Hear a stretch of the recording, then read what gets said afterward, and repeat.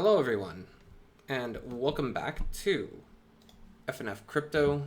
My name is Ben, and today we're going to be getting into a video. And by the way, geez Louise, it's been a long time, guys. I've been thinking about whether or not I want to fire up this channel again, and well, here we are. So, first things first, I've got a channel rebrand inbound, and we're going to be renaming ourselves to Proof of Tech. And of course, I'm going to be leaving this little disclaimer here for quite a few videos in the near future. And of course, my goal is to provide cryptocurrency education to everyone who is interested. The themes of this channel, again, are going to be changing with time and evolving, especially with ideology, and that, I think, has been largely shaped by today's events. I'm sure everyone's heard of today's topic that we're getting into, and of course, sponsorships and endorsements may follow with that ideology as well. So let's get into it. The USDC Depeg. There are a lot of things to cover with this topic, and many people thought that of all the stablecoins to hold, USDC was the best and the safest. Of course, proof of reserves, open to audits at all times, transparent CEO, based in New York. What is not to like about USDC, right? But in case it needs explaining, you guys can go ahead and just pause this video real quick. At this point, I'm not going to go through any of it. And you guys can just read into the definition of a Depeg, or what we're going to be calling a Depeg. I'm just going to add real quickly here that there are stable coins that represent, for example, gold on the blockchain. So you'll find like something, you can buy ounces of gold on the blockchain, but it's just like holding paper gold, you know what I mean, instead of holding the real thing. That's just another example of a stable coin, that's all. Okay. And before we go too much further, I would like to also preface this by saying I remember at the end of 2018, there was a brief period of time where Tether had briefly depegged for a significant period of time in late 2018. And I did just say briefly for a significant period of time. I guess it's like brief when it comes to the cryptocurrency space, because the longer you're in, the more profits there are to be had, I suppose you'd say, typically speaking. So what happened was essentially Tether had depegged for about a week towards the end of 2018, and I remember that. I think the lowest I had seen a single Tether going for was like 92 cents, maybe 95, hovering around that range. But yeah. So causes for the Depeg, and of course this is about USDC. You can see all of the tweets coming from Circle. They're being completely open and transparent about all of this and hoping that things are going to end well for them.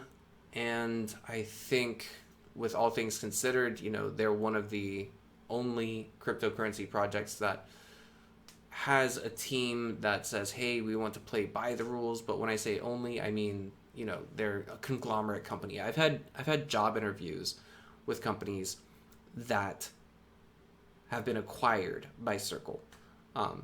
So, I mean, just to say they're massive is one thing, but to say that they're massive and they are trying to be, you know, as regulatory friendly as possible is quite another. But after the whole SBF saga, I'm not going to try and lick these guys' boots too much, because, to be entirely honest, the truth is stranger than fiction, and we'll get to that in just a little bit later on in this video.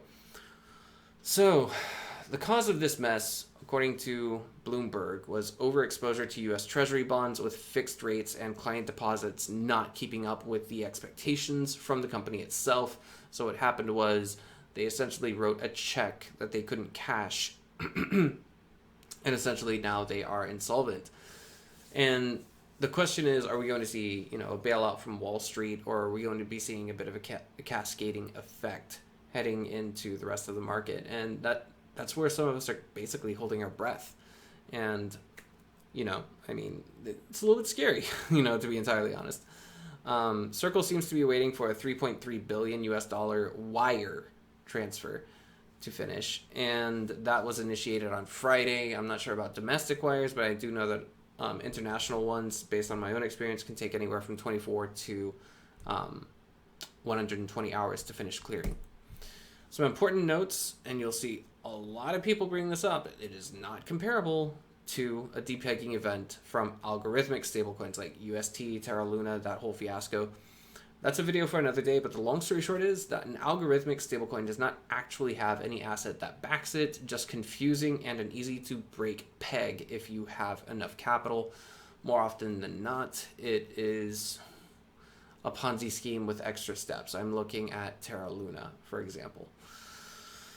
So, USDC holds every dollar for every USDC that they produce in a bank vault somewhere. So, what do we have to say here? I mean, everyone is absolutely astonished that this happened to USDC and not USDT. I guess, like, maybe what we could say is, we could say, you know, look at Kevin O'Leary, and if he endorses it, stay away from it. I remember in a Reddit talk that O'Leary had done before, he said that he would love to be able to use Matic USDC to buy stocks based in Sweden. Because the way he has to do it now requires international remittances with middlemen that take accumulatively over the years, like millions of dollars with, in his own words, no value added service or anything like that. And you know, I mean, again, to add to that, everyone thought USDC was simply better because, you know, they're regulated, they're audited, and every other reason that we had mentioned previously. They also, of course, chase legislation in good faith, and that is what makes this situation highlight that the truth is stranger than fiction. So what should you do if you are exposed to USDC? I'm not a financial advisor. Please do whatever you think is best for your risk tolerance and emotional state. And real quick, before we end this video today, I'd like to mention that the Bloomberg article that I found will be posted in the description below this video. We're going through a rebrand, as I mentioned before, and if you would like to support me, all you have to do is subscribe to this channel. For those of you who stayed subscribed and didn't tune in so much over the years, I want to apologize and say, hey guys, I'm back. Now might be a good time to tune back in. Maybe follow me on Twitter, that's FNF Crypto. And once again, we're going through a rebranding. I'll see you all in the next one.